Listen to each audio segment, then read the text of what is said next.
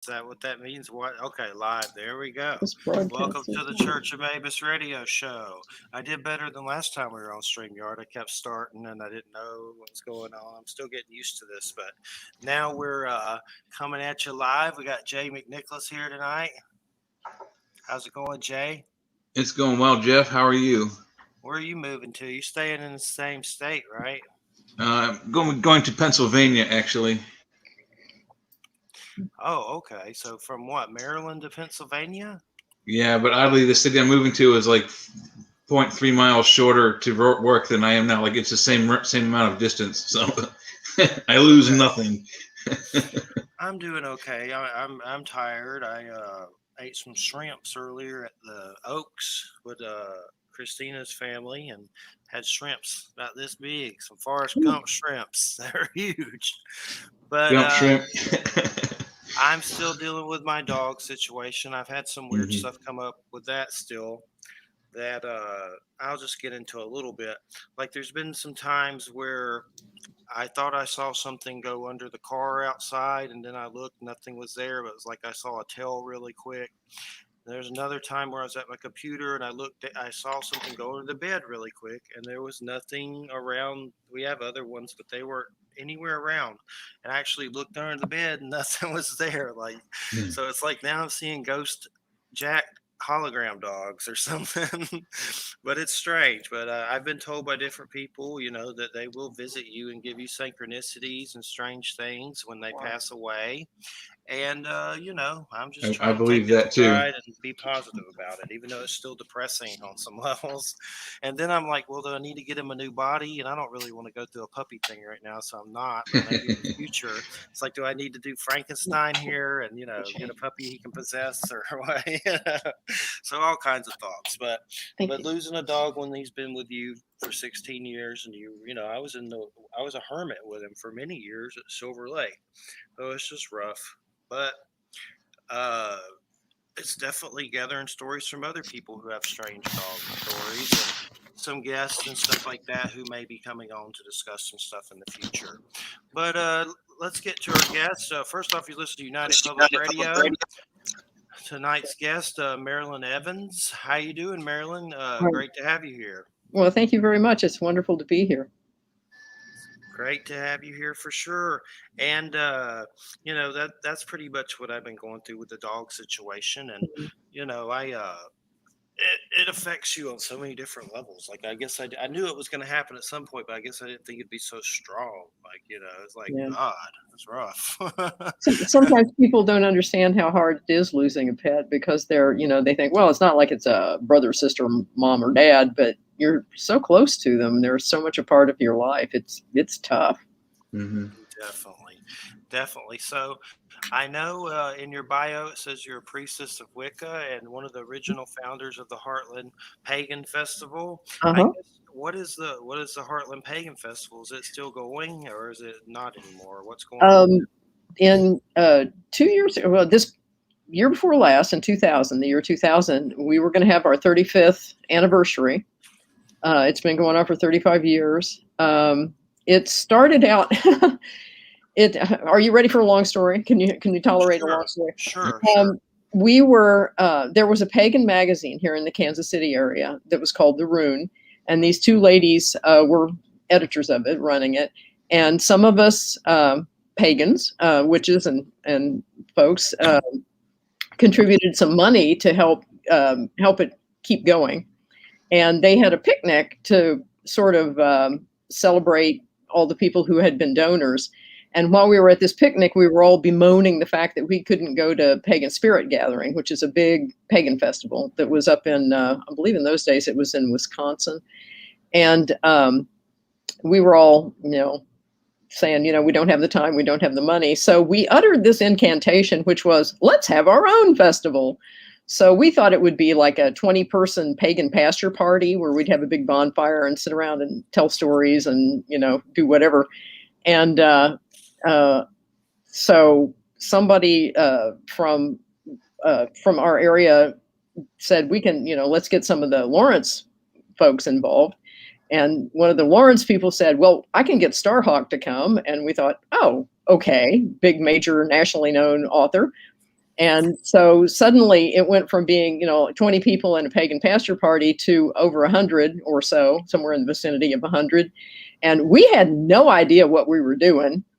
And suddenly we had this thing where we were going to have a feast, and had musicians coming, and some fairly famous people like Amber Kay and Peter Soderbergh, Peter, better known as Peter the Blue Fairy, and Paul Burrell, and who wrote a herbal book, a magical herbal book, and just showed up. They weren't invited guests or anything. They paid their money and came. And if you know anyone who's ever done a convention or a festival or anything like that, everybody loses money the first year. Well, we didn't, because we were so cheap. And our treasurer, every time we asked her for money, she said no.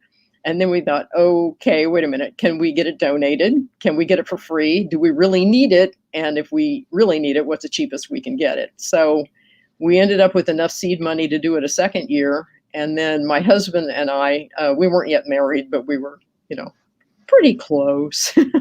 The next year, after 2 years, we moved aside, and other people started running it, and it's been going on ever since. And the second year, we had Raymond Buckland and Scott Cunningham as our guest speakers.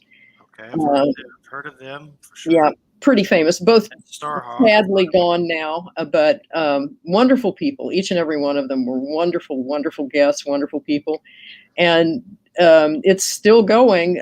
Last year, we had to cancel it. They had to cancel it. I'm not actively involved in the leadership of it, but eventually we ended up, the pagans in the area ended up buying pagan land. So the Gaia Retreat Center is where it is now every year, and also the Gaia Goddess Gathering, which Carrie Moonstone started as, she really thought the festival was great, but she thought there should be something that was a women-only kind of space. And she started the Gaia Goddess Gathering, and I had the great honor of being their featured speaker in 2019, and got to do a lecture on Hecate as the crone and her attributes. And in my case, I was talking about the attributes of nurturance, forgiveness, and what's the other one? Nurturance, forgiveness, and compassion, and how crones relate to those things, and how the goddess empowers those things. So it was a lot of fun. I hadn't been to a Gaia Goddess Gathering in several years, but this year, last year and this year, Heartland will be. Last year it was canceled. This year it will be virtual. But I believe by September, when they plan to do Gaia Goddess Gathering, it will be in person. The camp is slowly opening up, and so they'll be able to, now that people are getting vaccinated, we'll be able to have an actual festivals and gatherings again. So we're quite looking forward to that. I've never been to one, but I've been to a Renaissance festival, Mm-hmm. and I want to go to powwows with Christina, my fiance, but we kind of haven't because of COVID. I think those are Yeah. kind of coming back a little bit at a time, but these sound pretty interesting too. I think the picture I shared on your thing was actually from it, because it said it under it. I'm pretty sure it was, but explain it to me. Is it kind of like a really weirder Renaissance festival? What we started out doing, and what it pretty much still does to a large extent, there are public rituals, and there are drumming and dancing every night, big bonfires, lots of drumming and dancing. There are classes and workshops. One of my favorite workshops that I've ever given, there were two that my husband and I loved giving. One was the agony and ecstasy of the priesthood, about how hard it is to lead a coven, or have students or teach people. And then another one of my favorites is Hexes, Curses, and Damnation. And it's about the role of magic and justice, and how when you have no way to protect yourself, when is it appropriate to turn to magic? Because if the leader of your tribe is prejudice and not helping you. And if you have no recourse, the court of last justice is the gods. And so there are times when you don't lie down on the ground with a t-shirt on that says welcome and make a doormat of yourself. You actually fight back. And if the only way you can fight back is magically, then you have to do that. But you also have to understand the consequences of, if you ask for justice and you are in the wrong, the gods will take you seriously and they will give you justice, and you may not like the result. So you have to be sure you're on the right side of the issue. One of my first books I had, it was in high school, and I didn't know anything about this kind of stuff. It was that Raymond Buckland big blue A book. big blue book, yes. Yes. And I had bullies at school, and I did a spell in it that protected me with a jar, and you put stuff in it and bury it or something.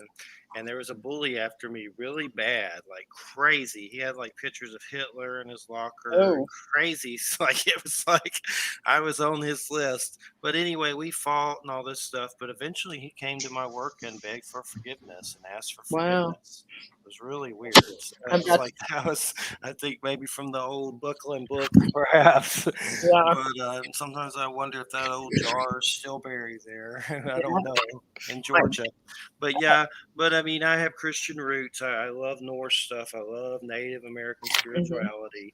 I think, knowledge is power. I like to learn.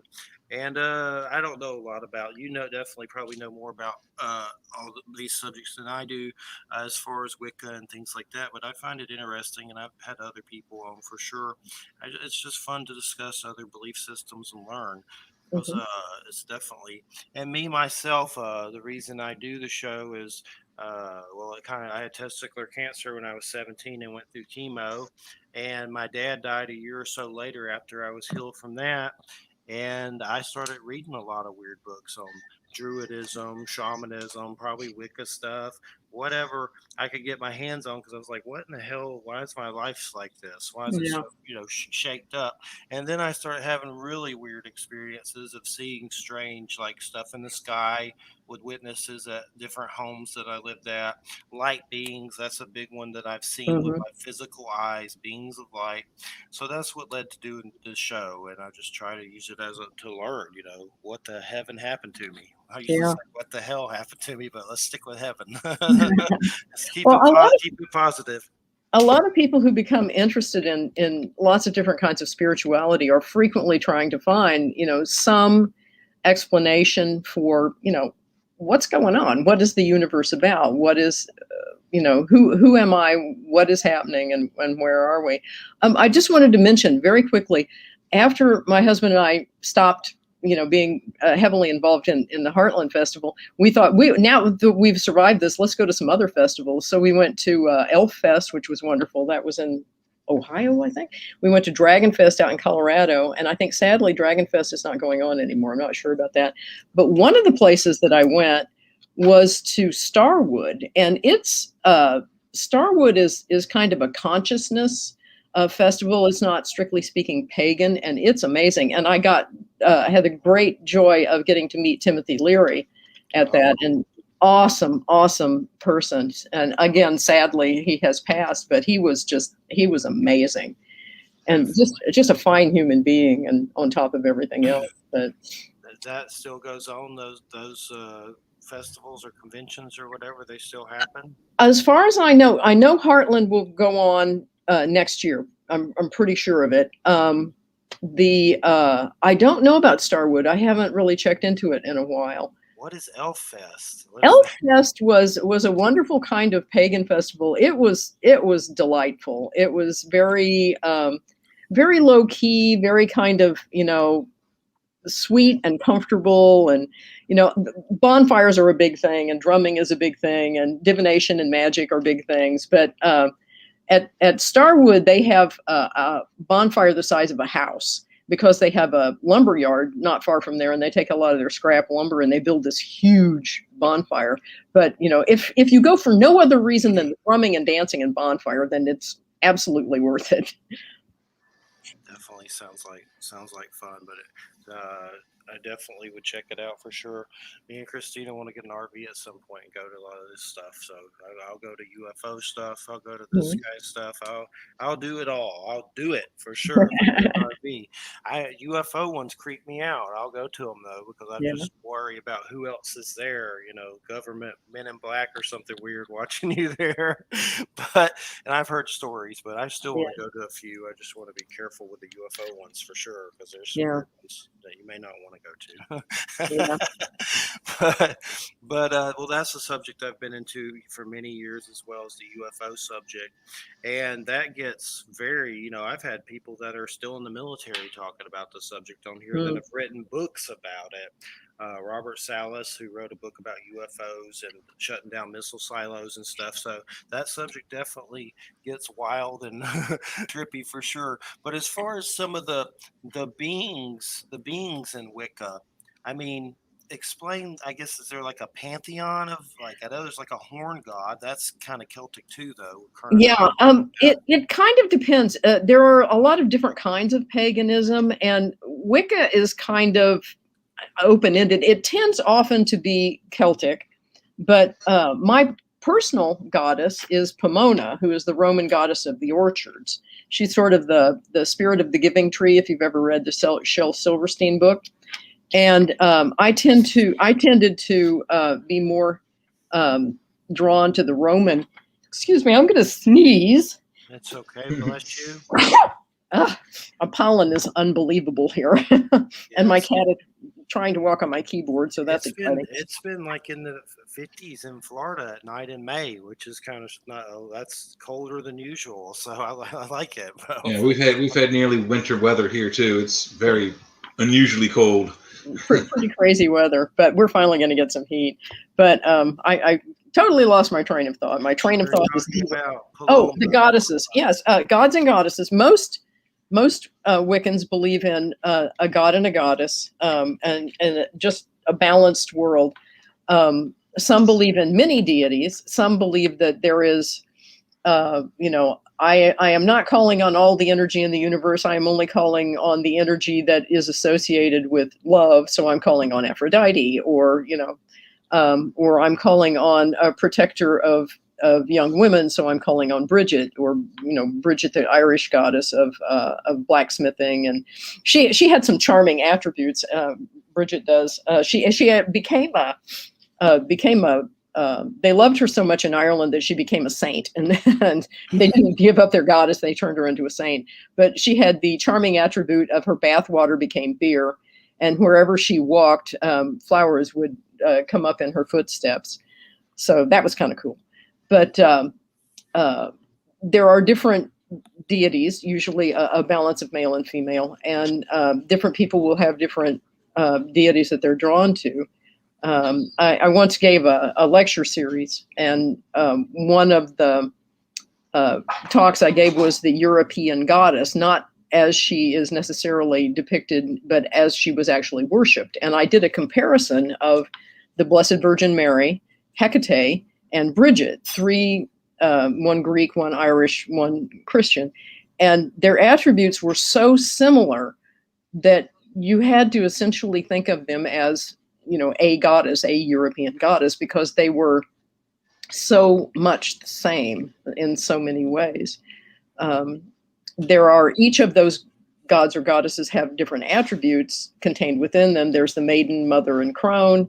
There's the young man, the father, and the sage, or the hunter or warrior as the young man.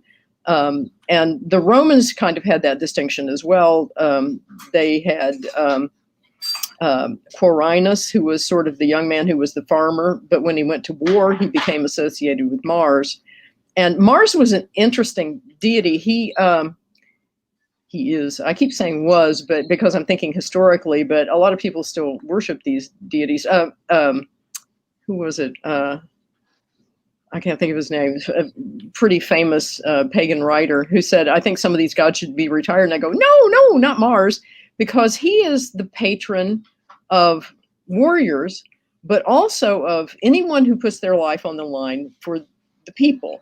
And that would be police officers, firefighters, paramedics, anyone who runs toward danger to help people. And he is the deity that looks after these people, gives them courage and strength and all these things. So, I think these deities of old are still useful. You just have to know how to use them correctly. Yes, and who's this Chiron part of that? Where does that ring a bell? The centaur dude, Yeah, healer. I know there's some astrological stuff with him, but I know right. something about a wounded healer. He's Greek, and he was a teacher and a healer, and he was associated with medicine and with teaching. And I've always thought it would be fun to do a series of mashup paintings that show the Greek mythology with the British traditions, to show like the Minotaur in his labyrinth would be a Minotaur in a British hedge maze, and the guys punting on the river, the British schoolboys punting on the river, but Charon, the centaur, would be their teacher. And then show Hercules in retirement with Cerberus, the three-headed dog, sitting on the lion skin at his feet while he's sitting in front of his fireplace with his club over the fireplace as his retired weapon. I just thought that would be hilarious, but I think there's some story with Chiron and some woman or something. I'd have to look it up, but there's some kind of story where him and a woman heal each other, something like that, something weird. Not familiar with that one, but I wouldn't doubt it. I could be wrong. I like Pan a lot too, since I'm a Capricorn. He's interesting, and sometimes I wonder, is that like a Bigfoot connection? The weird, Bigfoot stuff. We have shows about those all the time. Those are kind of forest creatures, not Pan per se, maybe, but they're just still weird, hairy things in the woods, and that's kind of fascinating. Not always in the woods, though. And as a Capricorn, the Pan thing, that story is just really bizarre. I found I don't know where I saw this, but I've told it before. It's kind of weird and a little vulgar, but supposedly the Capricorn story is the gods caught Pan self-pleasuring and somehow punished him and threw him in the Nile River and gave him a serpentine tail for the dark unconscious. And I don't know, I've read that somewhere. It's been a long time. I don't remember where, but Pan does have a fish tail in the Capricorn thing, so I don't really know. I'd have to really dig on the internet to find out more, but the Capricorns are weird. I can attest for it. There are some. I go to a lot of museums, and I'm very much in love with classical pre-Christian sculptures and stories and writings and things like that. Yes. And the ancient Greek and some of the Roman sculptures are really racy when they depict Hercules as one of them, and because Hercules had more than one club, if you know what I mean.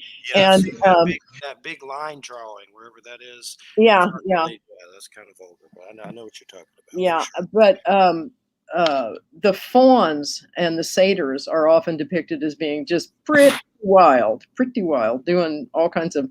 But if you ever have been to Pompeii, or if you ever get to go to Pompeii, the phallus was considered a very good luck symbol, and it meant prosperity and all that stuff. And there are lamps and bell chimes and wall hangings that are phalluses all over Pompeii. I've seen that. I think I've seen pictures of that, like on Facebook or something. One over the door. yeah, and it's prosperity, and it's making not only your family increase, but also making your money increase. Yes, definitely. And so I don't know the situation I'm in right now, and maybe I'm kind of curious what you would think about this. As I'm with my fiance Christina, and her grandmother is 90 or 91, and she's going through dementia and hospice and stuff. So that dementia energy, I had Don Webb on, and he said it makes people feel kind of crappy when you're around it. Like there's weird energy and anxieties here. She's going through the death process, so we feel it too. But I mean, some days I'm like, my gosh, this is a lot. It's weird things. It's hard to facing death is tough because we don't want to let go. But if you're born, you're going to die, and finding the way to the portal is sometimes it's a tough path, and you can help people find that way. Hospice, especially, those people are very good at helping people ease their way to the I think of it as the crone's cauldron, or as the cave where the wise people live. And it's the cave is supposed to represent both the tomb and the womb. It is, we're born and we return to we're born from the earth, we return to the earth. We're born of the mother, we return to the mother. And it's hard to let go of people, because not for them so much as for us. We don't want to lose our family and our loved ones, and especially if they're really too young, or if the loss of someone who doesn't even know they're slipping away is a little difficult, because you want to say goodbye, and it's hard. It's really hard, because we want to, we want to live forever, and we want the people we love to live forever. But that's not very realistic. And when you think about it, why would you want to live forever? What do you think is after that? Do you just finally get to sleep and don't have to get up in the morning and take the trash out anymore? And that's great. That would be good enough. Or is there rebirth? Is there renewal? Is there heaven? Is there hell? Is there, what happens when you die? Another one of the lectures that I gave, I did a whole lecture series, one a month. And one of them was, what happens when you die?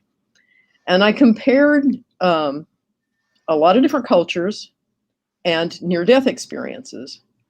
And one of the things that is pretty consistent is the seeing the light, seeing people that you love who are greeting you and who are guiding you. And when you get where you're going, it's what you know, only better. Like if you're an Eskimo, you go and the snow is fantastic, and your sled slides so smoothly, and it's wonderful. And if you're in other cultures, where you go is fabulous, but it's something something you're familiar with, and the people you love are there. And that's a pretty nice thing to wish for someone. Well, from what I've seen, and I don't try to push my beliefs on anyone, I've seen weird beings of light leave my house, like people made of light, completely sober. I saw two leave my house like they had been inside of it and flew out the roof into the heavens, and I saw it, and I'll never forget it. Seen them a lot. I think it's God just showing me to ease my fears about death, because I've always kind of just not liked death at all, and kind of well, especially after my dog. But it's still, I think we're like, energy beings, and these are kind of like cocoons, like the movie Cocoon with Ron Howard, all the light beings. But and I've had a lot of loss, and I know Jay has. My dad's passed, my stepdad's passed, my grandparents, they're all passed. It's like, goodness, everybody's folding up and going home. I guess I'm next. Damn. But Jay's had it too with his family, lots of loss. Yeah. Losing my father and my brother in the same week was tough. Oh, that was a hard one. So yeah, I know, I feel your pain. That sucks. And this past year, my best friend was killed in a car wreck. She was T-boned, and it was terrible. It was really hard. And I thought we were going to be old together, but now she's gone. So that was really rough. So losing people, and I can't imagine the suffering of the people that have lost their family members during the COVID epidemic. That's so much grief and loss. I think it's going to take our world a while to heal from that, because that much loss, it kind of has an effect on the psyche of, and there's a thing the Romans called the genius loci. It's the spirit of place. And in a place where you have lost many, many people, it kind of, it affects, I don't want to say negatively, but there is a certain sadness and a certain loss and feeling that you have that people share, they feel, they get. And I think we need to do a lot of supporting one another and looking out for each other and healing one another spiritually, because this has been a really rough past year in terms of loss. Things still feel weird. Like mean, they're a little better since all the weird White House stuff happened, but it's still Yeah. weird.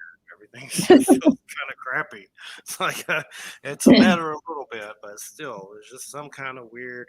I wondered if there's a portal in this house. There's a bar. I swear I could stand at it, and every time I get goosebumps.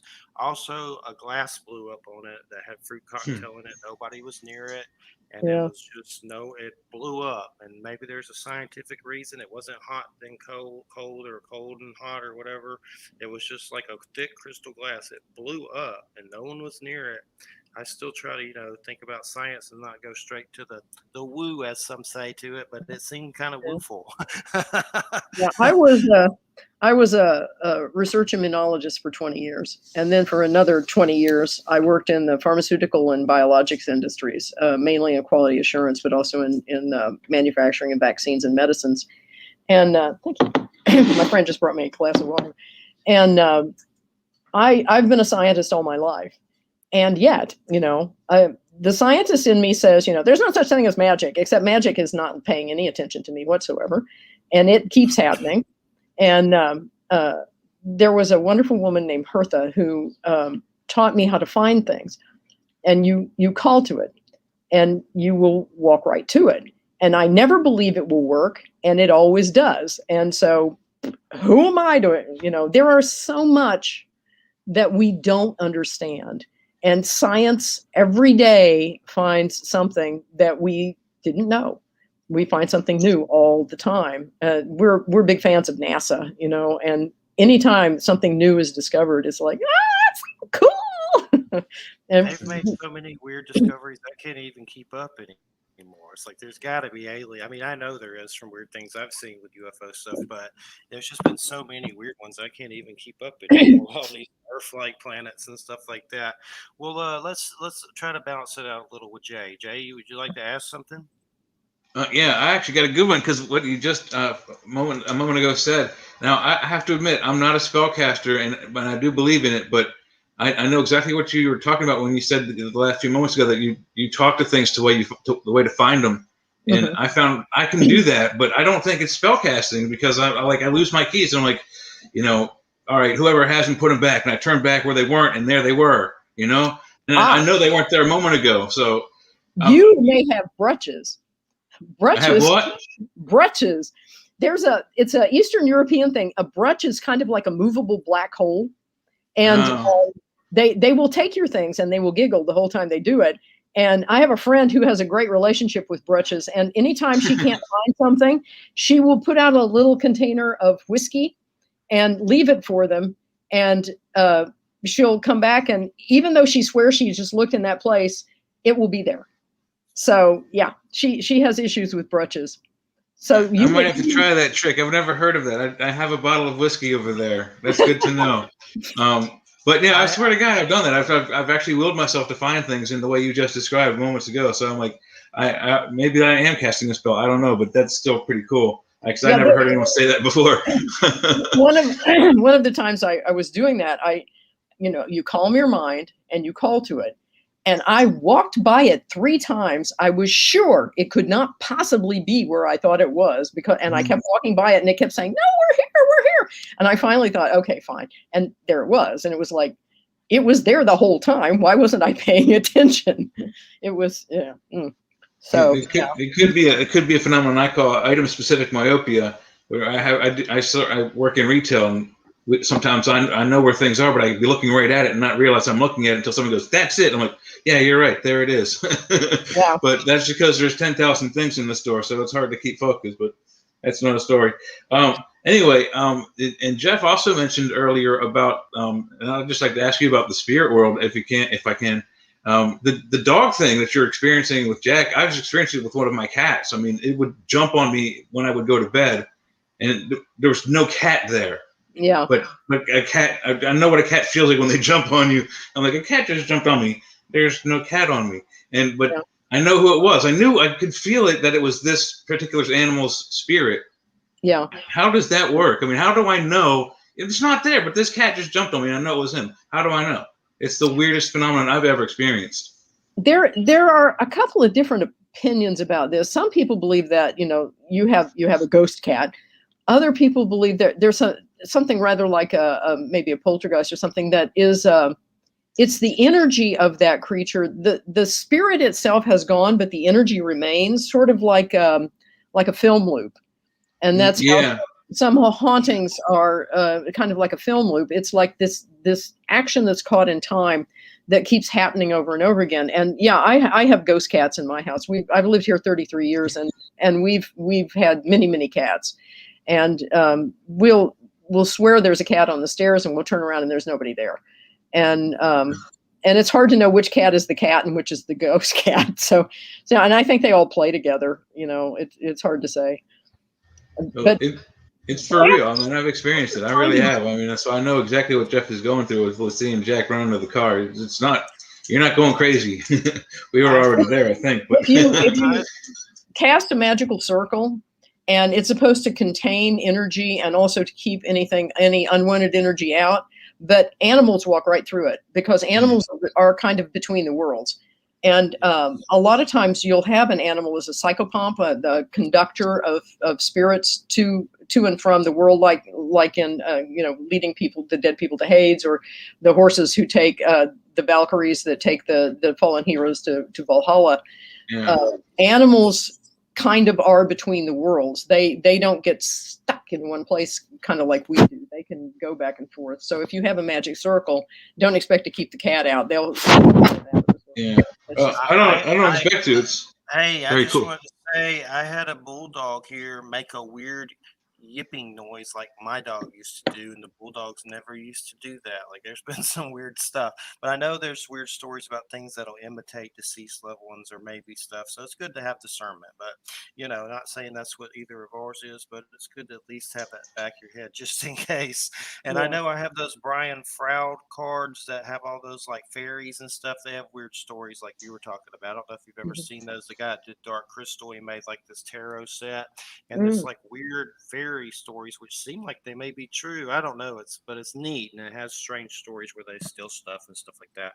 It sounds familiar. I know it's not the same what you're talking about, but that for some reason I thought of the guy that did the Dark Crystal. All those fairy Muppets and stuff. He has a tarot set, fairy oracle or something like that. Well, in Iceland, you still have to be careful of the fairies and trolls and things. They are absolutely convinced that they're there, and you have to be careful of them, because if you make them mad, not very good things will happen to you. So you have to respect them, and they may be spirits of place, they may be real fairies, they may be real trolls. Who knows? I'm not an expert on that. Go ahead, Jay. I think they're out there. I've seen enough weird stuff. Definitely, I'm not doubting. I don't doubt they're there. There's a huge amount of creatures that are in cryptozoology, but there's a question I like to ask, and you may not call it spell casting, but you ritual casting and that kind of things. You try to get things, through magic to go your way. I asked a guy long time ago about good and evil spells, and he described it as a rainstorm comes over two farms. One farmer's crops are good, the other farmer's crops are not so good. Then after the rain, the good farmer's crops are no good, and the bad farmer's crops have come back to life. And he said the one farmer would look at the storm as the spell being evil, and the other would look at it as being good. Is that kind of how that works? Because I've always, just from a layperson, I've always seen it as black and white, good and evil. And I've played, and Jeff's going to hate me for this, I've played spellcasters in Dungeons and Dragons, which is make believe, but spells either have a good effect or a bad effect. There's no in between usually. One of the things, a lot of people want to do weather magic, and I don't know how it is where you are, but if you try to do weather magic in the Midwest, the weather's paying attention, and you can summon up something you may not be really ready for. And, if you ask for rain and you get flooding, you may have overdone it.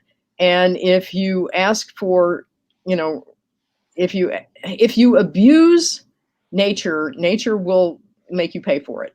So you have to, one of the things, we used to do tarot readings before we would do a spell, because we would call them environmental impact studies, because you're trying to figure out whether, should I be doing this spell? Am I interfering with the world?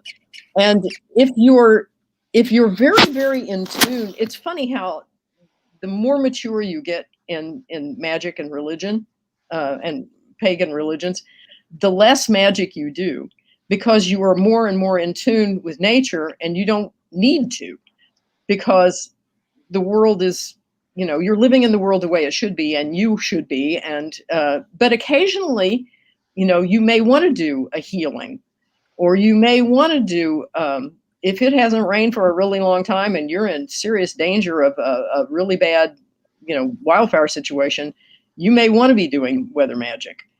But you want to try to do as little interference as possible, because when the Farrers, Janet and Stuart Farrer, came to one of the Heartland festivals, they did some weather magic just as a demonstration, and they weren't used to Midwestern weather.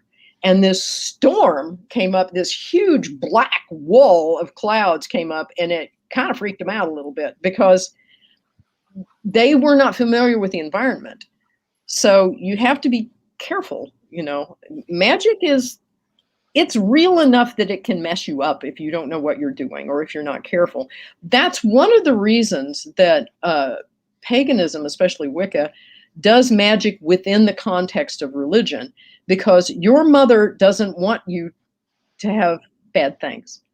And if you ask the mother goddess, or your mother, or your goddess, or your god to help you, they will protect you from yourself. They will try to help you do magic in a context that will keep you from hurting yourself and keep you from hurting others. So you want to do it in, if this is, the right thing to do, and if it will help people, then, let's do this. And that's my 2 cents worth. That's fair. That's fair. But yeah, I totally agree with you on that. I look at it from a completely different perspective, because and I know it's there and I know it's real, but for the dangerous aspects of it, I don't want to try to practice it. But I do believe that you can do good benefits with it. And I've also noticed, you mentioned religion a couple times, through several religions, Osiris seems to be sort of a big thing. Is it big in the Wicca as well? Some people are very much into Osiris. It depends on your pantheon.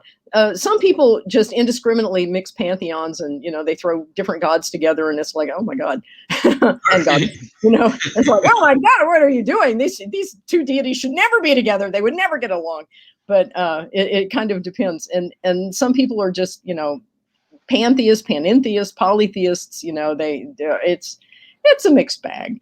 But you kind of find a deity that deities that really speak to you, that you feel close to, that you feel like you can communicate with, and that that have your best interests at heart, and that you care about, and that you love, and that you can feel in your heart and feel in your mind, and they are the ones that speak to you personally.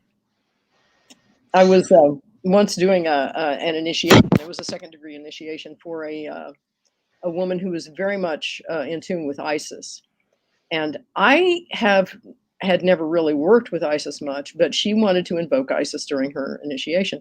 So I went to the library, and I found a book of ancient invocations that included some invocations to Isis and some prayers to Isis.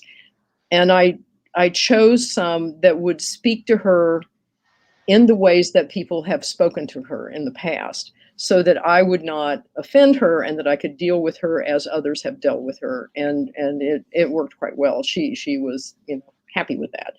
So that's kind of, you have to respect whatever deity you're working with.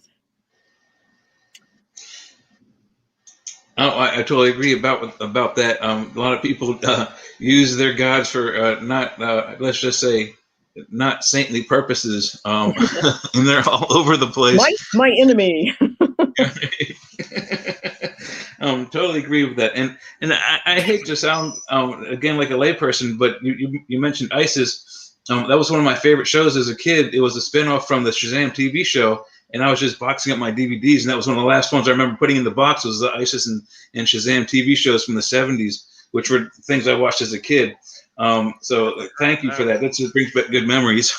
not not the terrorist organization, just for the No. No, different one. It was a kids show with this girl Another that kid she was like a show, yeah. librarian or a teacher that she could turn into ISIS the god. It was a very cool show. On that note, just off the cuff, the Kevin Smith, the guy that did Clerks and all those movies, Dogma, is putting out a new He-Man cartoon. It looks pretty Oh, good, actually. Mark Oh, Hamill is cool. going to be Skeletor. Mark Hamill. yeah. Really? Oh, that's awesome. Yeah, That's it's awesome. I gonna used be to a watch the original show too, so that's pretty good. I like that. Man, I like Mark Hamill. He does a good Joker, for sure. But go ahead, Jay. If you have any other questions. You wait. The last thing I want to mention is you mentioned about you started the festival years and years ago. I go to like Star Trek conventions most of the time, and one of my favorites is Dragon Con, which is like the biggest one on the East Coast. Yeah. And I didn't buy tickets for this most recent thing. Was a few years ago. Was I went to this thing called Fairy Con here in Baltimore, which is like 60 minutes from where I'm at. And I didn't go to the paid events where you had to have a ticket, but I went through the dealer's room and they had some really cool stuff. I bought probably a good 5 or 6 pounds worth of rocks and minerals. Oh wow. Walking through there, yeah. I'm a rock guy. I had geology in my first year in college, so I bought a bunch of rocks and stuff. Have you ever been to the Tucson Rock Show? The Tucson big thing? No, I didn't know that was a thing. My parents used to live out there until they moved back to Maryland, but it's a good thing to know. My best friend lives in Tucson, and it's like a mega monster thing that we're. But yeah, I love science fiction conventions, and there's a small local one called Conquest, and they did. I was on a panel that was great fun. It was about Edgar Allan Poe, and I got to wear my appropriate, black thing with the Queen Victoria hairdo and the whole thing. It was great fun, and that was a lot of fun. But yeah. I'm science fiction conventions. I'm currently writing a book that I call The Iliad in Space. And nice. That's pretty fun. And so can I plug my book real quick? Sure, go ahead.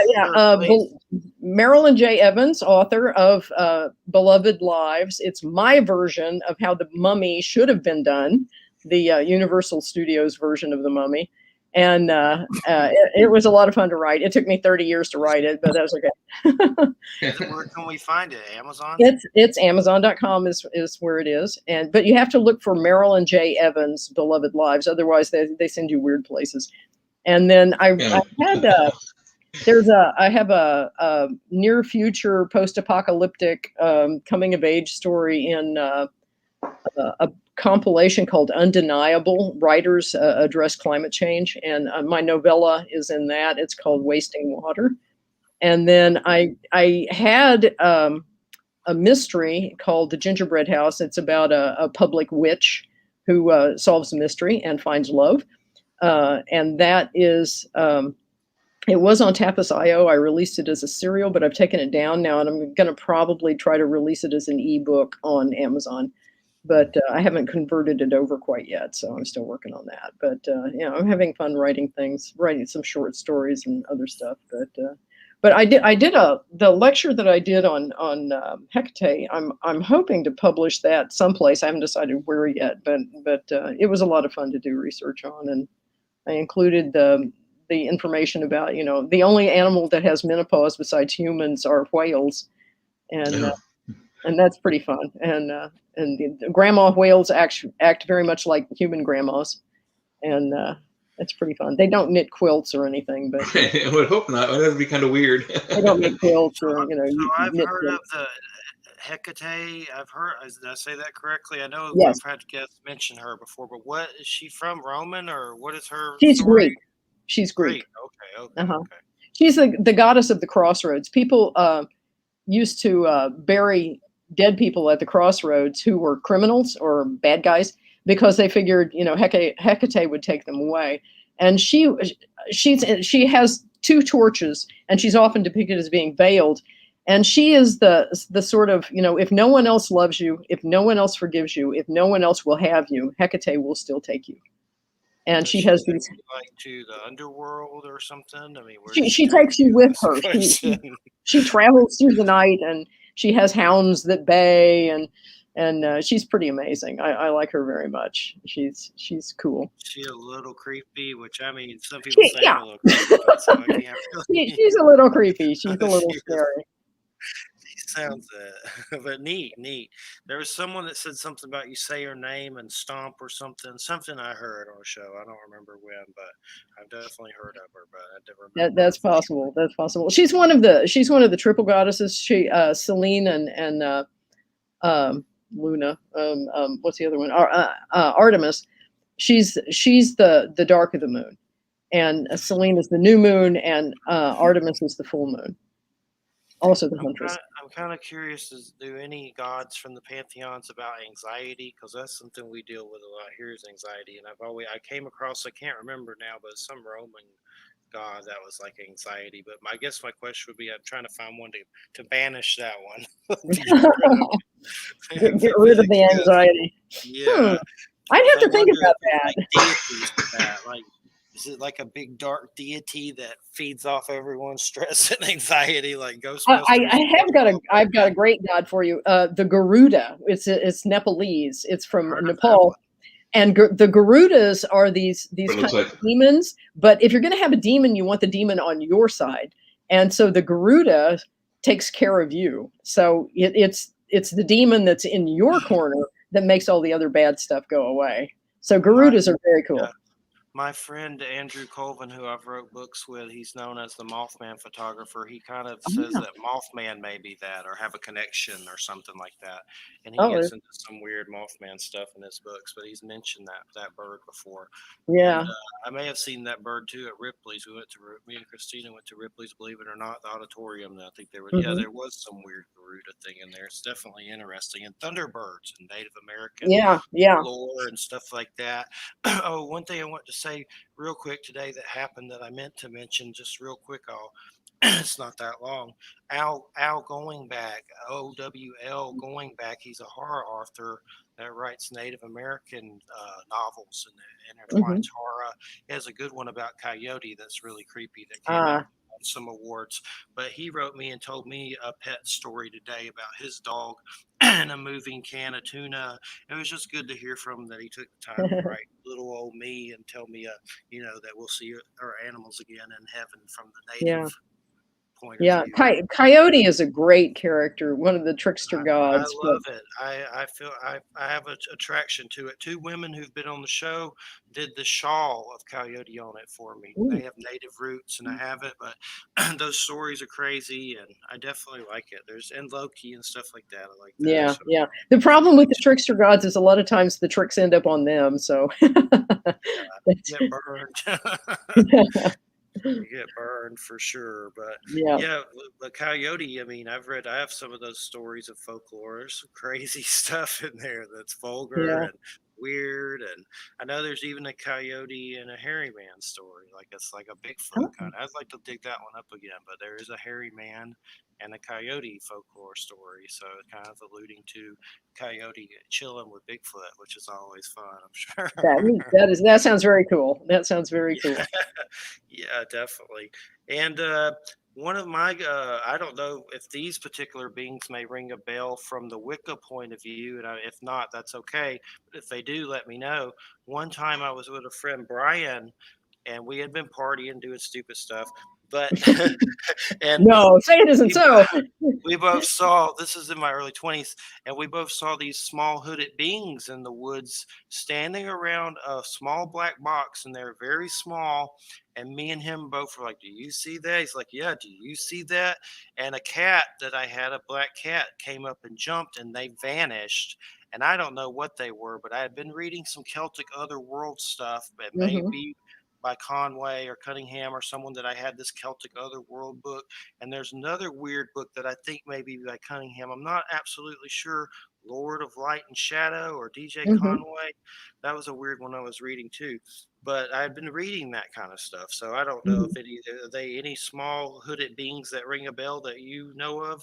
Yeah, there are well, obviously the leprechauns, but also the pixies. Some of those folks, if you think about them, especially if you have a Celtic ancestry, a Northern European or British Isles ancestry, kind of, yeah. If you think about them deeply, it's almost like you're inviting them, and you may have seen them because they're there. You sort of invited them to show up, and cats. The cat probably would be kind of protecting you from them, because you have to be careful with some of those critters, because they will. The fairy tradition is that they will take you under the mountain, and when you come back, it's 100 years later, and everyone you knew and loved is gone, because time in the fairyland passes differently. And one of the ways that you're supposed to be able to drive them away is if you have a black-handled knife, which is what we in Wicca call an athame, and they're supposed to be afraid of that. A lot of the kind of old scary creatures are afraid of iron.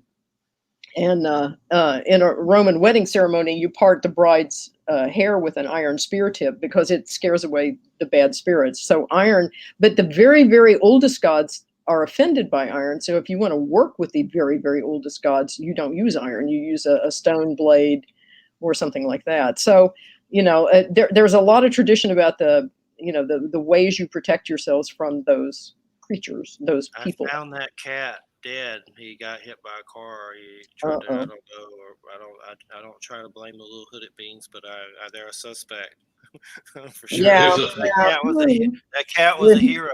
That cat was a hero. Revenge.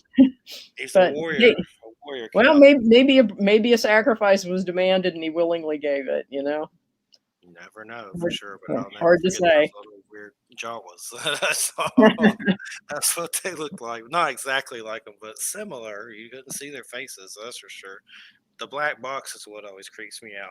And then I get really, being from Georgia, my dad had some preacher roots and stuff. I'm like, it's those little Satan dwarfs from Phantasm watching me. That crazy Phantasm horror movie. Oh God, that movie is so weird. It's like, are they Satan dwarfs spying on me? What are they? Paranoid for sure. But the Pan stuff is definitely really, really weird. I mean, there's statues of him doing goats and crazy stuff and all kinds of situations. I'd like to find out more history of how Capricorn came about. I don't know enough about it, but I'm sure there's more stuff out there on it and everything. But as far as, let's say, horned deities or entities, is that Pan one of the main ones, and Cernunnos? What are the other ones? Cernunnos is one. There are different kinds of horned deities. They're associated with different animals. The Celtic gods are often antlered because they're like the deer. The goat horned deities or sheep horned deities are more like with the herder cultures rather than the hunter cultures. And of course, there are the cattle horned creatures, especially there are goddesses like Isis that often have the cow horns. So they're different horns for different horns for different folks. And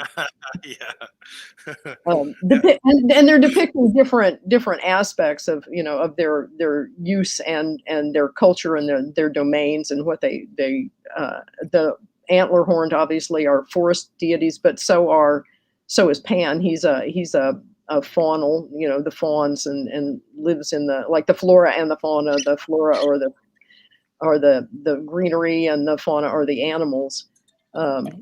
So yeah, and Pan is definitely a forest dweller. I'm sure you've read The Wind in the Willows. I don't know if I've read it, but I know there's a weird little cartoon or something of it. There is, and they don't actually do in Wind in the Willows, the original written version. There's a beautiful chapter called "The Piper at the Gates of Dawn," and one of the little muskrat baby children gets lost, and they go looking for it. And they go looking for it, and they can't find it. And when they finally find them, they're safe and they're asleep, curled up at the feet of Pan. And Pan is looking out for all the little baby creatures in the forest.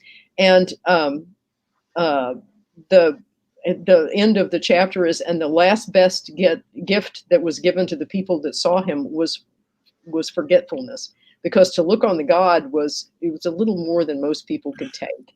So he blessed them with forgetfulness so they wouldn't remember it, which I thought was very sweet. It's a lovely, lovely story. I'm someone that's had some weird stuff that could be considered UFO or alien stuff, Mhm. and it's definitely the forgetfulness for sure.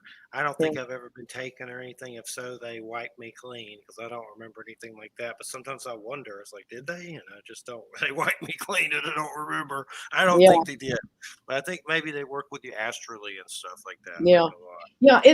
It's hard to know sometimes. Sometimes the astral is so it's so much a part of us and so real that it's hard to separate it from real world, um, because what is astral is real as well. And it's hard to say. It's very hard to say. I would find it very weird to think that in this entire universe that we are the only sentient beings and capable of travel outside of our planet. I would find that impossible to believe. Uh, It's mathematically. I have to agree with you. It's mathematically impossible if you really think about it. yeah, If we're just the average in this galaxy alone, throughout the universe, it's mathematically impossible that life doesn't expand everywhere. yeah, You have to think that way in a mathematical scale, where it's like most scientists agree that's the only universal language throughout the universe. So you yeah, know, yeah. I think it's very cool that Voyager has finally gotten outside of the heliosphere, and it has sent back sounds, recordings from out there somewhere, and it's like, what is making that sound? It is so strange and weird and cool, and yeah, I like It it. is very cool. yeah, it's exciting times. It would be nice if we could all travel through the stars, like on a spaceship like Captain Kirk's. That would be excellent. But Yes, yes. Oh, I I got think I'll be something. gone before that happens. I got something for Jay. Picard season 2, The Return of Q. Yeah, I Sounds saw good. some blurbs like that Good. on the internet. That should Sounds be good. good. Looking forward to that for sure. I like Q. I've Tracy. actually interacted with Q at a convention. He seems like a very nice guy. He's tall. He's like 6'3". Yeah, it's a big He's big. character. He's a big dude. Yeah, Yeah. What's his name? John Lancey or something? John Delancey. yeah. Delancey. Okay. Okay. Definitely. So, Marilyn, have you, in your studies and with Wicca or the paranormal, I mean, have you had experiences that you would consider supernatural that have occurred or that you've seen or experienced or been around? Oh yeah. um, in my book Beloved Lives, one of the things that they do is a past life regression, and two of the past life regressions that are described in the book are ones that I actually did. In one, I was during this regression, I was a young preacher, and I fell off of a roof and died during a barn raising. And in another, it was so clear and so vivid. Everything I saw was from about an average person's knee height, and I could tell that I was a dog. I was this woman. It was like the 1700s, and I remember walking and my toes clicking on the marble floor, on the wooden floors, the parquet floors, and the rustle of her skirt. And I had a bed in the corner of her bedroom, and it was at the time I was very, very old, but I could remember running beside her horse. And it was so vivid and so real, and it was very strange. So past life regressions, without a doubt. Certainly magic. I've had ghost cats in my house. Um, Divination. Um, I, there was one divination that I did. I was doing a fundraising, and I was, we were doing divinations to raise money for something, I don't remember what. And a young woman came to me and she said, can you read my cards? I was doing tarot card readings, and I laid out these cards, and I thought, this is not good. And I said to her, I want you to always wear a seatbelt, look both ways before you cross the street, never go in a boat without a life jacket on, go away and come back in an hour and have someone else read your cards. And she came back in an hour, someone else read her cards, and it was all sweetness and light. And I thought, so um, yeah, changing someone's fate, um, I think it can happen. I think if you can give them a warning, and I think one of the things about divination is that it is a way to help people understand what's happening and what the circumstances are. And if you can warn them and help them avoid something, if they will take your advice, and they stand a chance to have things happen better. Whatever. I've done astral projection. That was kind of interesting. I realized at one point that it's rude to be outside of your body and talking to someone. You really should be in your body when you're talking to someone, because it's not nice to not be there. But astral projection is quite fun. One night, I heard this really loud bang, and it woke me up. And it turned out that it was my best friend was visiting me in her sleep, and she hit our magical boundaries that we keep around the house, and she crashed into it, and it was so loud it woke me up. That was strange. And another time, I went into someone else's dream. That was pretty strange. I've done that. Yeah, and they wake up yelling something, and they have no idea why they're yelling, and it's because you were thinking that in your dream. So it was right. We have the exact same thing. We both died in our dreams. I died in his, and he died in mine, and we both were chased by the same weird mafioso guy. We don't know why. We're high school people. Why are we being chased by the mafioso? Like, we're high schoolers. We're like 11th grade year old high schoolers. And so anyway, the next day we started talking about that same dream. We're like, wait a minute. We had the same exact dream. It was the weirdest thing ever. I've never had that connection since or before, but it was cool. yeah, it is. It's strange to be connected with people in that way. Yeah. We've done healings, and that's been pretty interesting, pretty powerful. And I haven't really had an opportunity to meet any of some of the interesting creatures that live in the woods, but I'm waiting. I think the time will come. I was sitting on a long barrow in England, and it was interesting to be sitting on this long tomb. It was a prehistoric tomb, and I'm sitting on top of this long barrow, and I'm closed my eyes and listening to the wind in the trees, and I could feel myself flying up off of this thing. And I thought, this is where dragons come from.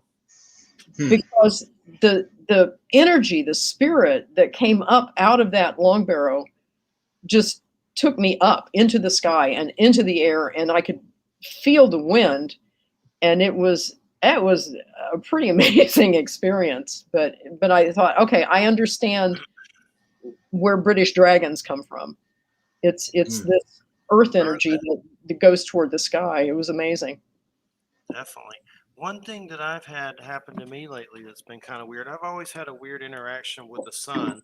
I was always, when I was younger, I would pass out from it when I went outside for sports and stuff like that. Yeah. But now I respect it more, and I try not to say anything bad about it, because it's the sun, and it's kind of like a divine manifestation of God or whatever. It's definitely weird, whatever it is. But there are times when I can look at it and close my eyes and let white light fill my body. Yeah. And then I was in a gym, and I looked out the window at the sun and closed my eyes and let the white light fill. And I swear I saw a weird energy circle around every person in that room after doing it. It was like somehow it kind of gave me like a sight or something. Yeah.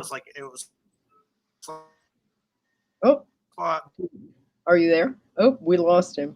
He's freezing up a little bit. Yeah. See, he's not allowed to talk about that.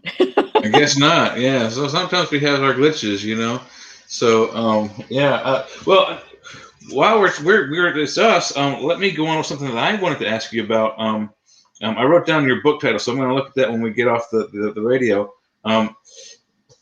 Lots of people swear by talismans, and I'm one of them. See, these little black things are tourmaline, and they help my joints. So What other kind of talismans can they get I that had an are? internet drop. I had an internet drop for Oh, some hey, reason. he's back. We still love you. We determined that your sun energy doesn't want you talking about it. So I know. Yeah.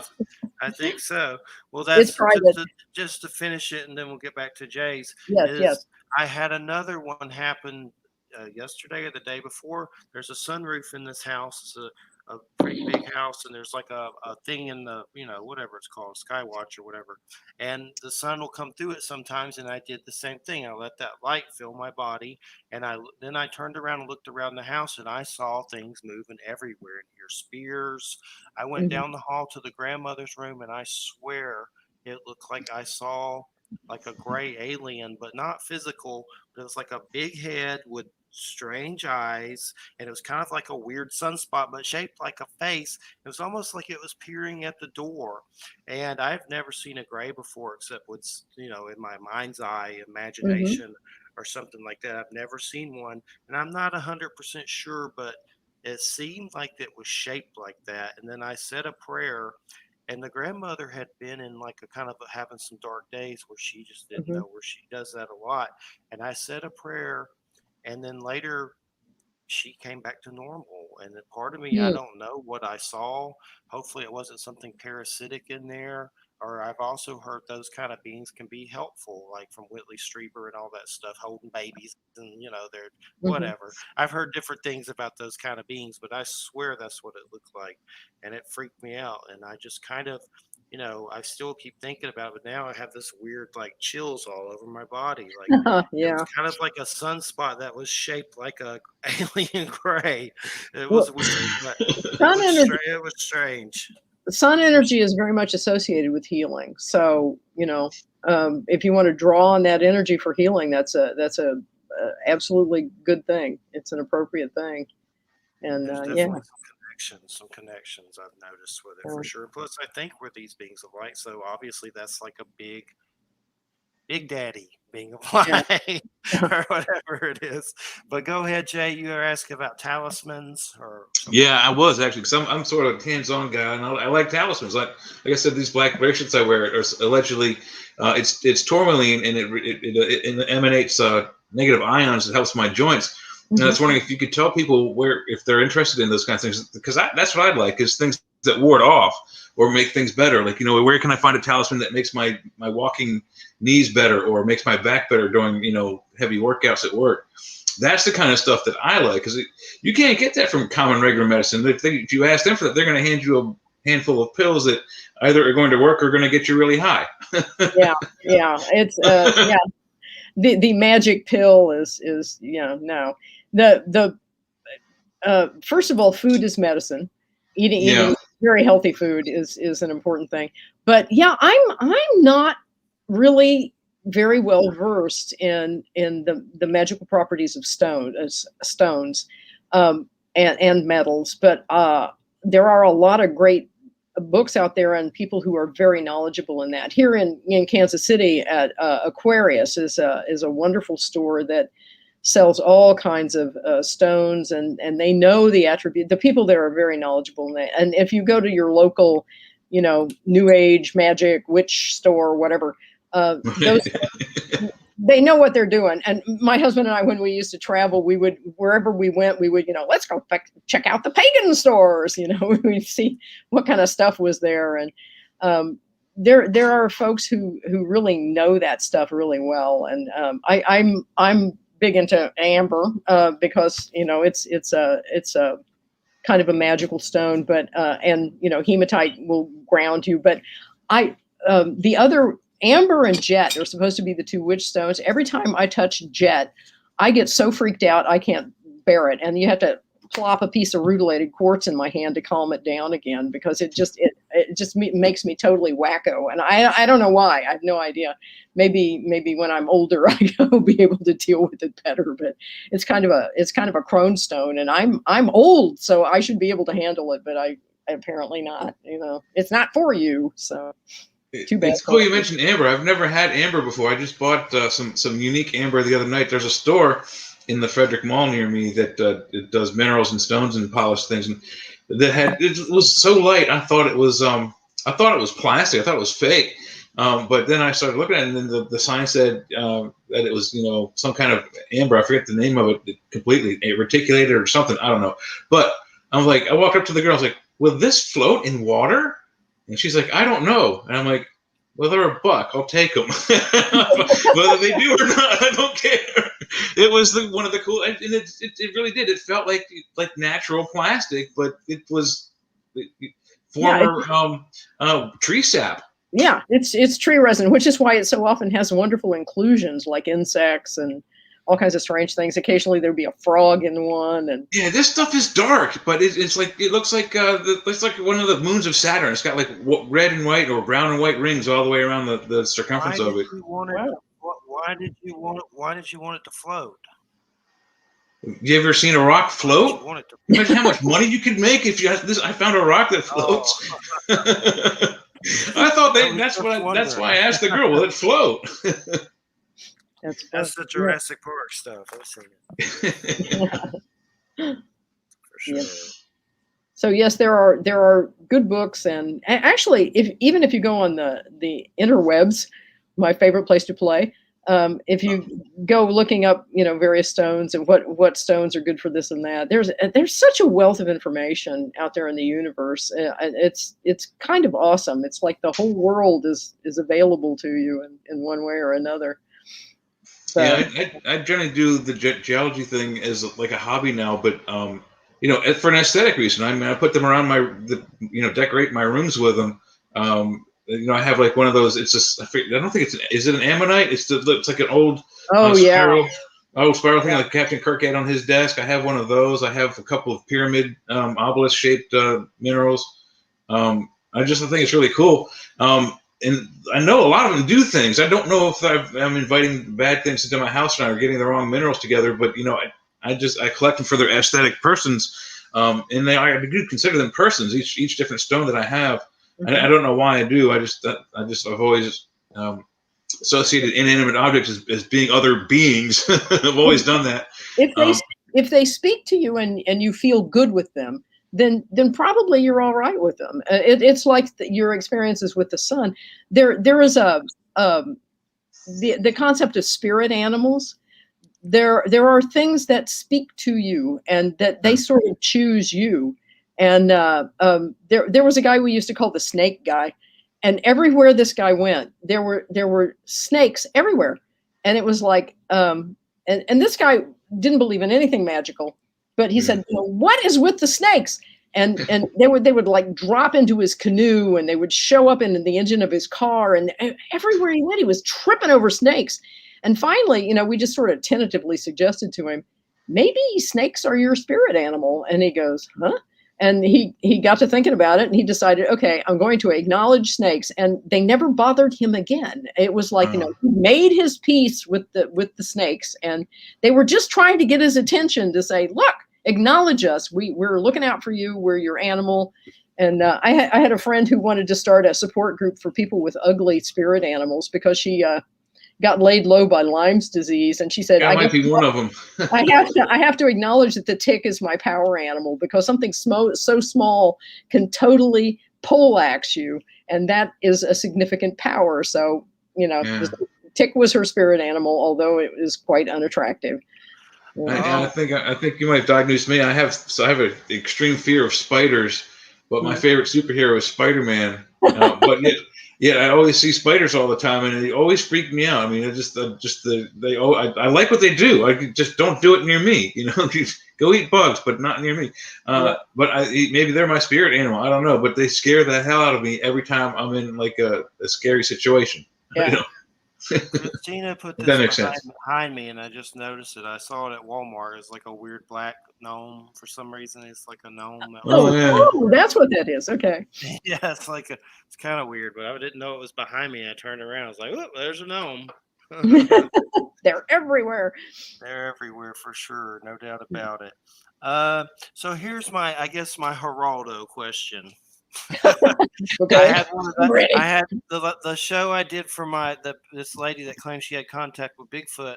She has a pen name, so I had to ask her about the pen name. That was my Geraldo question. So my Geraldo question for you is, which I'm not a big fan of Geraldo. I think he likes Trumpelgooch, so I'm not real big into him anymore. But back in the old days, maybe. But when it comes to like Christ, I know Celtic kind of has a reverence for that. What Mhm. is your general consensus on Christ? I'm sure not everyone's like the show Vikings, like spit and all that, right? I mean, is there a reverence for it? I mean, does what do they view that as? Is it a different deity with a different name? Like there's Lu, the sun god, or something from Arthurian stuff. You know, there's different things. The teachings of Christ absolutely 100% align with the teachings of Wicca. That you should love people, that you should have reverence for things that are bigger than you, like God and gods, that you should be forgiving, that you should be compassionate. There is absolutely nothing that if you read the Beatitudes are my favorite part. Blessed are the peacemakers. Blessed are these people who do good things. In the Old Testament, there's this whole section that is, cursed are so and so, and cursed are so and so, and cursed are so and so. Then you get to the Beatitudes in the New Testament and the Sermon on the Mount, where he says, "Blessed are these people, and blessed are these people," and this it's this compassion, it's the love, it's the forgiveness, it's the gentleness, it's the feeding people, forgiving people, loving people that are unlovable. All of that, got no argument with any of that. It's Christ consciousness, nirvana. There's different things for it. I'm sure different cultures that they call it, but Mhm. nirvana, Christ consciousness. My big thing is, a lot of things about Christianity confuse me just with, the whole thing that happened with our country. But I don't really want to get into that. But as far as Christ and everything, from my experience, why I think there's truth to it, besides feeling it on some level, is when I saw those beams of light, I'm like, well, those dudes are probably getting their light from like a supervisor, and it's probably like I Christ. like that. So it's like I saw these glowing dudes. That's like, and if it was someone was writing the Bible when I was in it, that story would be kind of like a biblical thing, Mhm. Not to put myself on that level or whatever, but it was weird, and I'll never forget it. So my kind of thing is, then maybe they had Christ consciousness, or they were, Yeah, you yeah. so there's In probably a in Jesus. most in most cultures, when people go to the afterlife, there are creatures of light that are there for them, that are guiding them and accepting them and bringing them in. So it it seems to be kind of a universal that those creatures of light, those beings of light, are there to help you, and they are there to take care of you and look after you. And if you can't see them when you're alive, you'll certainly see them at the time of your death. So nice to know they're there looking out for you. Yeah, I'm trying to figure out why I do see them, and for a while it's like, am I dying? Why am I seeing this? But Jay, you be proud, not to get into politics, but I had dinner at a restaurant today with Christina's family. She's not all of them were into Trump, but a majority of them were, and I had to sit there and I go, both sides suck, and they just all got quiet. And then he talked about the Chinese are invading, so that was kind of spooky. He's a Good to Vietnam know. vet, so I know. I'll believe it when I see it. Hopefully that doesn't happen, but that was and he was talking to like other people at the restaurant about it, like the guy that owned it. The Chinese are invading, and I'm like, where am I? What year is it? Fear and Loathing in Florida for sure. But those shrimp, big, and things like, Big whoa, shrimp. See, that's an big. oxymoron. It's big and shrimp. Those are two words that shouldn't go together. Yeah, George Carlin pointed that out. Yeah, yeah. Like tennis, it should be tunis or mixed double fourness. Yep. I love George Carlin. He was hilarious. He Yes, was George funny. Carlin for He president was for very, sure. very funny. Miss them for sure. Yeah. Miss so many of those, like Sam Kinison and all those. So many good ones. It's weird if you look up Bobcat Goldthwait now. He made a Bigfoot movie called Willow Creek. It's decent. It's not bad. I And did he not got know that. Yeah, it's called Willow Creek. It's kind of one of those found footage kind of films. It's worth to watch just for they go to this town that, there's towns that revolve around Bigfoot sightings, and it's a real Uh-huh. town, Willow Yeah. Creek, in like Point Pleasant, Virginia, with Mothman, and there's weird towns like I don't know if there's these documentaries called Small Town Monsters where they go to all these towns and they're based on weird paranormal stuff that happened that usually roused up the police and lynch mobs and stuff. And then you go there and there's like a weird historical marker about it or a statue, and then they might have a parade about it. This weird creature, like a lizard man. There's a lizard man in North Carolina. It's crazy, but I look love up that Small stuff. Town Monsters. They have documentaries about it, and they're really good. Mhm. I've had them on the show, but definitely Bobcat Goldthwait. He did another one. This one's crazy as hell. This movie, and I just look into it before you watch it to make sure you want to watch it. It's Mm. called God Bless America, and it's about this dude that has a breakdown and starts uh, whacking right wing radio personalities or something. But it's crazy. It's Mm. crazy. It's a comedy, but it's a dark comedy. Yeah. Just yeah, you got to have the stomach for that one, but it's good. But anyway, that's the guy from Police Academy, Mm. Bobcat Goldthwait. Yeah. But Yeah. well, that's good to know about Christ. I mean, in Celtic, they do kind of get. I mean, Saint Bridget and stuff. That's from Celtic, right? That's so Right. obviously she's Saint Bridget. Right. There's a Christ situation for sure. So there is kind of a reverence for it, or they respect it, Mhm. or whatever. In Celtic, I know I've listened to some Celtic Christian music, and it was pretty good on YouTube. And I was like, this is pretty good. Not Yeah. bad. There's a lot of I, stuff I, um, I don't like, like the contemporary stuff. I lived in England for a couple of years. I lived and worked there, and it was really interesting how comfortably the Christian and pagan live side by side in England. The paganism is in the bones of the country, and they have all these traditions. They have the uh, mount the like the Uffington White Horse. They have the chalk characters in them that are Yes. ancient, and they have these rituals. They have the mummers and we were in Whitby, which is famous for the abbey where Bram Stoker was inspired to write Dracula. And we were in Whitby on May Day, and we saw all the mummers that were dancing, and it was extremely cool. But they are so pagan in their bones that even though it's a Christian country and everybody's Church of England and all that kind of stuff, um, they don't even see how pagan they are. It was really interesting. I got invited to their um, uh, Guy Fawkes night, but it was also bonfire night, and it was sort of Halloween, but it was this big. It was so pagan, but it wasn't. It was kind of amazing. And as a pagan going to my pagan homeland, sort of, it was a really interesting experience to just live it every day. It was a very amazing experience. I was very fortunate to get to live there for a couple of years, and of Cool, course definitely. I went all over England and Ireland, and I was a tourist every day, and I went to all the ancient Roman sites, and and it was really fabulous. I got to go to Bath, where they have the ancient temple to Solonus. It's kind of a Romanized Celtic god, and one of the cool things in Bath was it's been a bathhouse for about 1,000 years roughly, and they had curses. They were lead plates that had a curse written on them, and then they drive a nail through it and throw it in the water. And it was things like, "Curse the person who stole my clothes."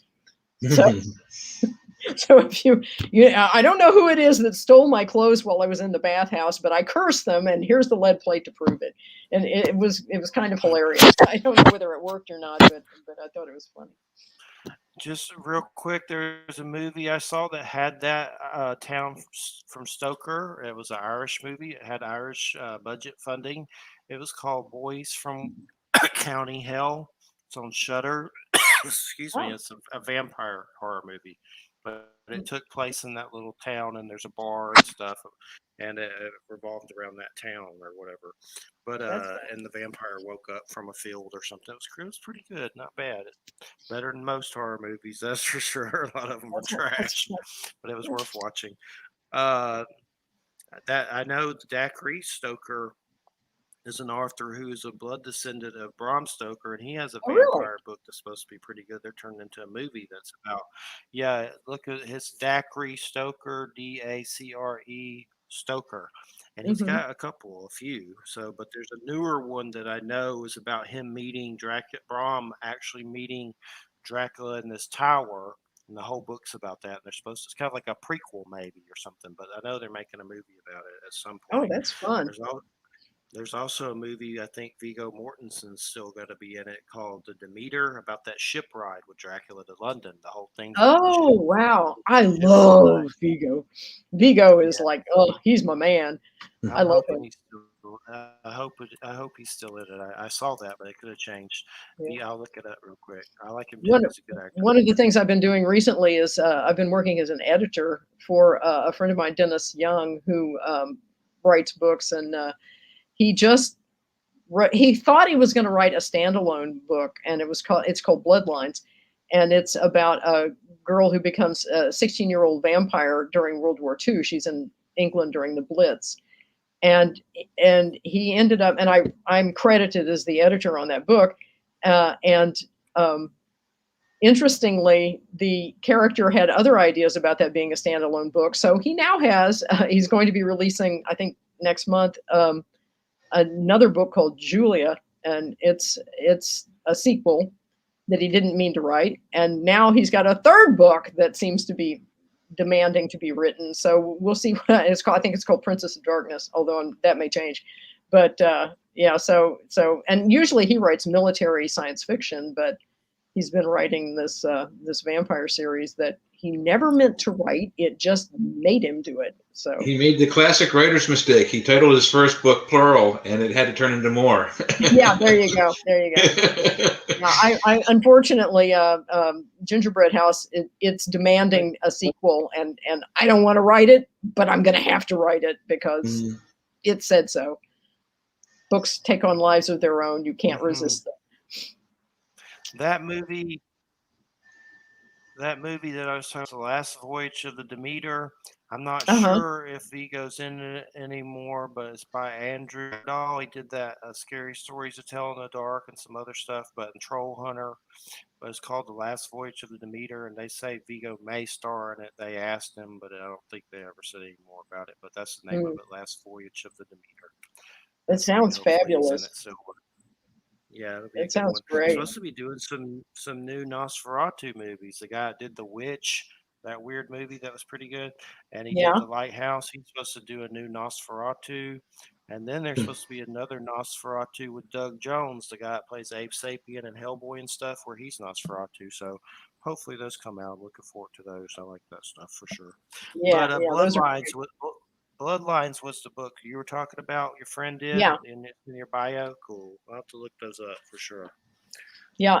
He self publishes. If you go to Dennis Young, I think he has a DennisYoung.com. You can order his books directly from him.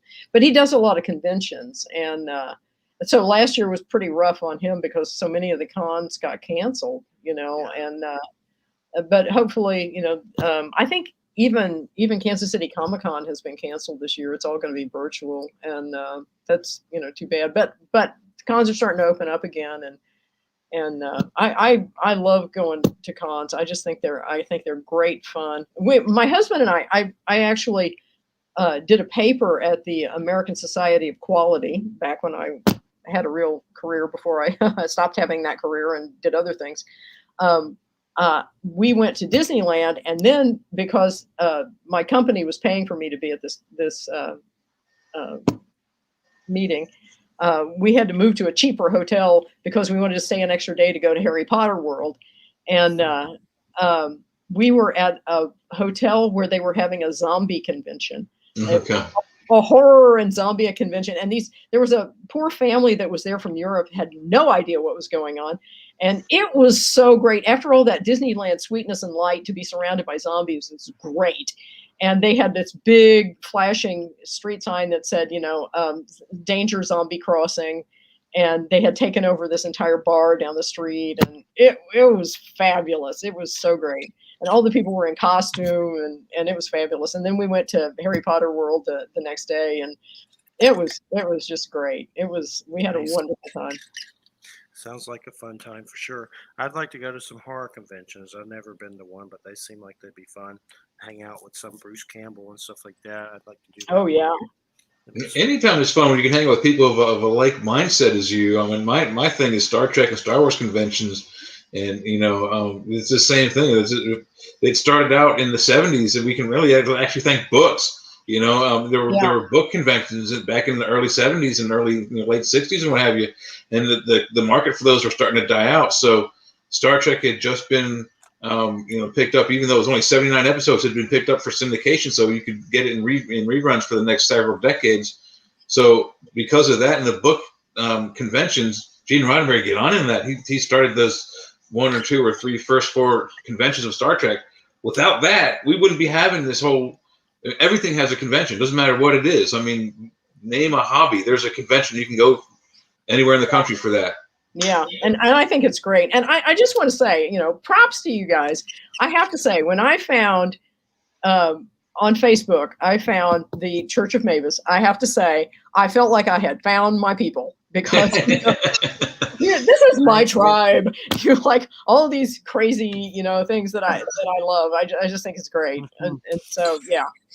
So Yeah. did you ever sit back and go, what is the Mabus word? Did you ever reflect on that at all? Because that's a controversial word that no one really knows what it means, but everyone guesses what it means. That Nostradamus said. One day I was stoned and I was going to make a metal band named that. Then I saw some UFOs. I didn't do a metal band. It turned into a radio show. It was just like Bruce Campbell playing with the Necronomicon in a bad way, probably, but that was just me being controversial, like Alice Cooper or something, or Church of There you go. Mabus. It was off the cuff, but no one knows what that word really means. They can guess until their head blows off. They don't know. Nostradamus knew, but he never said it meant Antichrist. He never said that. John Hogue, this white dude, made a documentary. He said it, and then he banked on it. He's still banking on it. I'd say it means maybe us. You got to be careful of your sources. Yeah, I try not to examine some things too closely. Yeah, that's good. I don't know what the hell it means. No one really does. Yes, it was just me being shocking. I used to be a shock rock. Now I'm not so much anymore. I'm tired. But we got about, let's say, 9 minutes. Maybe we should start closing out a little bit. And then so Amazon is the best place to go for your books, right? What's your name under there? Yeah, Marilyn J. Evans. I have a blog too, if you want to go there. It's marilynjevans.com/blog. And I talk about gardening and writing mostly. I really don't talk much about Wicca.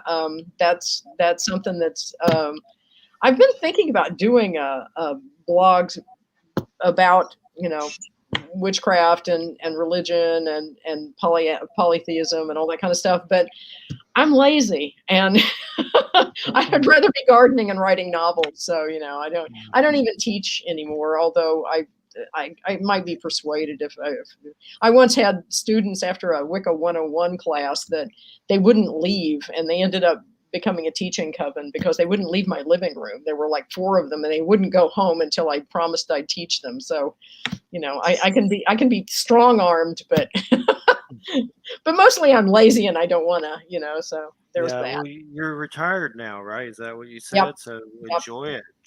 The earth is, who knows what's going to happen, all this crazy. So the best thing to do is enjoy it for sure. You did your time. So yeah.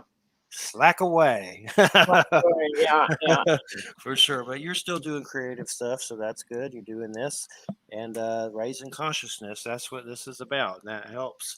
A lot of people probably hear pagan and pagan, but they have a reverence for Christ, so that's so So hopefully that helps someone out there who's like, oh, pagans. We had Stephen Flowers on, and he talked about Germanic runes, and that dude's been around for a long time. He Yeah. was a good interview, and he helped save dogs and things like that. But he would read some of the stuff from the Eddas and Eddas, or I mess up words. I'm from Georgia. It is. Yeah, Eddas, and he would do it in that like the actual like like the accent. And it was good. It's on the site. You can everything Yeah. up there is for free to listen to, but really good interview with him. Then we had Don Webb on. That was about vampire magic. That was weird, but good. He tied that into to shamanism. I'm still figuring it Yes. out, but it's Don Webb's a trip for sure. But just about the energy storing and stuff like that. We Mhm. got the Bram Stoker and stuff like that. So that was fun. So we've been doing some good ones. And we appreciate it so much. It's great to have you on the show. Thanks that you found some kindredness with us. That's good. Follow your weird and keep on marching and enjoy your retirement. And Thank if you. you write anything, let me know. I'll share it for sure in the group or on my page or whatever for sure. All right. Thank you so much. It's been a real pleasure. It's been great. Thanks so much, and we appreciate it. And have a great weekend. You Yeah, too. thanks. Bye All bye. right, everybody. You're listening to United Public Radio, and let's see here. Gosh, I always forget who my guests are coming up, and that's bad. It's my memory.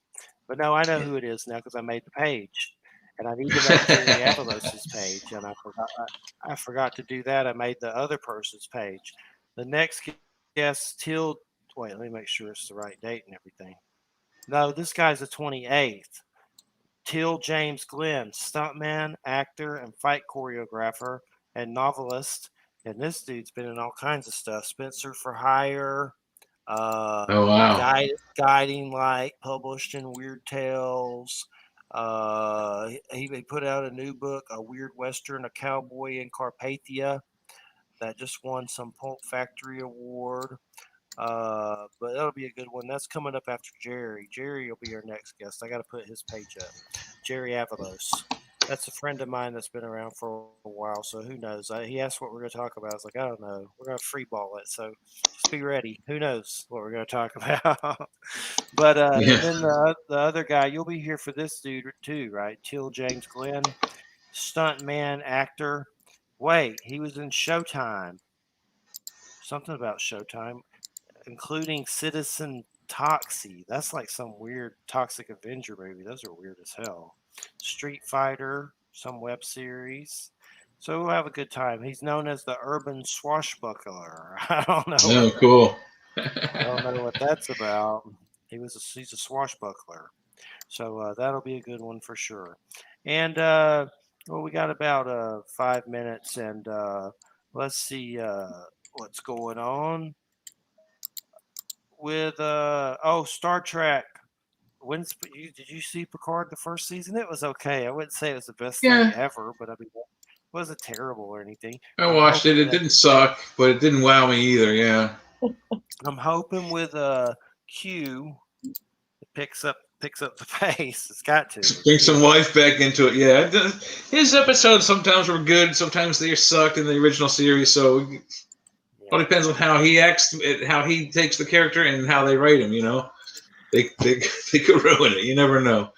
they'll do good. Hopefully, I hope. I Yeah. liked it. 'Cause I I enjoyed like it. John Delancey. I like the character Q. I just like I said, sometimes he sucked. I mean, there are some episodes with Q that are just I don't get them. But they Wham, have him.